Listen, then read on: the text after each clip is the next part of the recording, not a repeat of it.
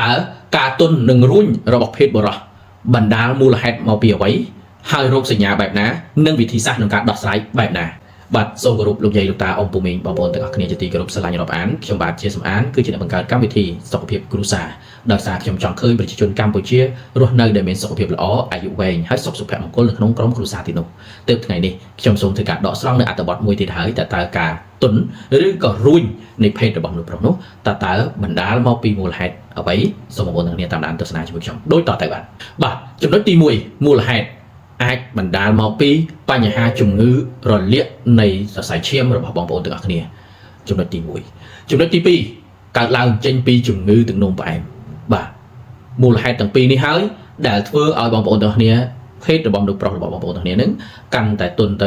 ឬក៏រួយបន្តិចម្ដងនេះឯងនេះគឺជាមូលហេតុបងប្អូនចង់ដឹងទេតើរោគសញ្ញាយ៉ាងម៉េចបាទរោគសញ្ញាដែលបង្ហាញថាបងប្អូនទាំងអស់គ្នានឹងមានជំងឺនឹងនោះបាទរោគសញ្ញាដែលបង្ហាញថាបងប្អូនទាំងអស់គ្នាមានអាការៈនឹងនោះទី1គឺបងប្អូនទាំងអស់គ្នាមានចំណង់ផ្លូវភេទតែមួយផ្លែតមានន័យថាមួយផ្លែតឬក៏មួយប្រាយឬក៏មួយឆាយដំបងទៅប៉ុណ្្នឹងទេបន្ទាប់មកគឺអស់ចំណង់ទី1ទី2ក៏ជាអាការៈនៃរោគសញ្ញានឹងដែរគឺភេទរបស់បងប្អូនទាំងអស់គ្នារឹងបានរយៈពេលខ្លី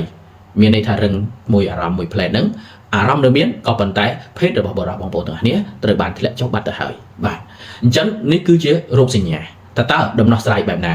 ខ្ញុំមាន2វិធីជូនបងប្អូនទាំងអស់គ្នាបាទវិធីទី1ជាវិធីបែបធម្មជាតិរបស់បងប្អូនទាំងគ្នាទី1គឺបងប្អូនត្រូវតែ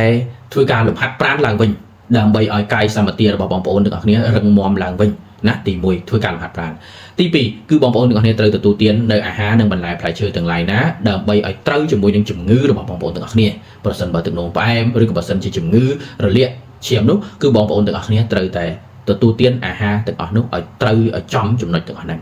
បាទនេះគឺវិធីដោះស្រាយតាមបែបធម្មជាតិប៉ុន្តែវិធីដោះស្រាយមួយទៀតនោះគឺតាមបែបវិទ្យាសាស្ត្រគឺបងប្អូនត្រូវតែរួតរះបើសិនជាឃើញមានអាការៈហ្នឹងឆាប់ទៅជួបជាមួយនឹងគ្រូពេទ្យជំនាញដើម្បីប្រឹក្សាយោបល់ជាមួយគាត់ដើម្បីគាត់រកដំណោះស្រាយតាមរយៈការព្យាបាលឬក៏តាមរបៀបណានោះឯងនេះគឺជាវីដេអូដែលខ្ញុំចង់បង្ហាញជូនដល់បងប្អូនទាំងអស់គ្នា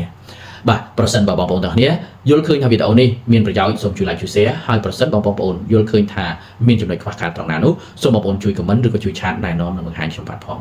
អរគុណណាស់សម្រាប់លោកអ្នកហើយក៏អរគុណទៅដល់ផលិតផល Hero ជាអ្នកដែលឯកទេសជួយទៅដល់ដោះស្រាយបញ្ហាកពេញ prostate រីកអ្នកដែលនោមញឹកនោមញាប់នោមមិនអស់នោមស្រក់អាចបាទជឿជាក់ទៅលើផលិតផល Hero បានបាទអរគុណជូនពរលោកអ្នកសូមទទួលបាននូវសុខភាពល្អសំណាងល្អរកទទួលទានមានបានគ្រប់ក្រុមគ្រួសារសូមអរគុណសូមជម្រាបលា